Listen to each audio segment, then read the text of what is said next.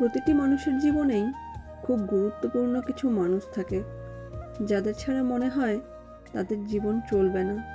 শুধু চলবে না বলা ভুল, জীবন তাদের ছাড়া চলতে পারে সে কথা কল্পনাতেও থাকে না। তবু মানুষ হারায়, চেনা গণ্ডি থেকে মানুষ হারায়, চেনা শহর থেকে মানুষ হারায়, এই পৃথিবী থেকে মানুষ হারায়। আবার কখনো চেনা মানুষ অচেনা হয়ে জীবন থেকে একদিন কোথায় যেন হারিয়ে যায়। তবুও তো জীবন চলে। কি করে চলছে? তাদের ছাড়া, তাকে ছাড়া জীবন কি করে চলছে? নিজেই ভেবে বারবার অবাক হয়েও দেখা যায় জীবন কিন্তু বহমান। আসলে মানুষ তো অভ্যাসের দাস। প্রিয়জনের থাকার অভ্যাসকে একদিন মুছে দিয়ে যায় তার না থাকার অভ্যাস। তাকে দেখার অনভ্যাসটাই সেদিন হয়তো অভ্যাস হয়ে যায়।